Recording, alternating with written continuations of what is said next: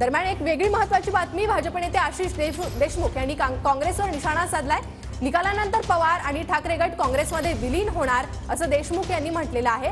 भाजप नेते आशिष देशमुख यांची पवार आणि ठाकरे गटावर ही टीका पाहतोय आपण।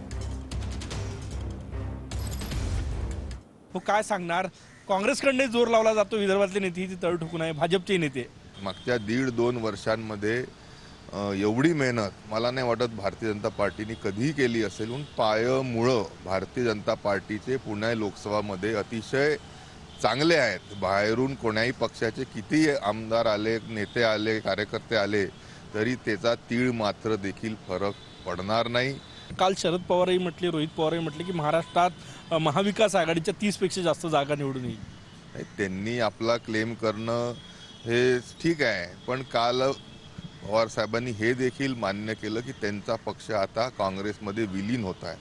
आपल्या पक्षाला भवितव्य महाराष्ट्राच्या राजकारणात राहिलेलं नाही आहे, किंबहुना आपली मुलगी देखील पराभूत होते आहे आणि कार्यकर्ते सैरवैर निवडणुकीच्या निकालानंतर होतील, एकही खासदार निवडून येणार नाही हे त्यांना साफ समोर दिसत असल्यामुळे शरद पवार साहेबांनी आपला पक्ष विलीन करण्याचा काँग्रेसमध्ये ठरवलंच आहे। आणि जसं पृथ्वीराज चव्हाण साहेबांनी सांगितलं की निवडणुकीनंतर महाराष्ट्रातील 2 पक्ष हे संपुष्टात येतील, जसं पवार साहेबांच्या पक्षाचं विलीनीकरण काँग्रेसमध्ये होणार आहे तसंच उद्धव ठाकरेंच्या शिवसेनेचं देखील विलीनीकरण हे काँग्रेसमध्ये होणार आहे।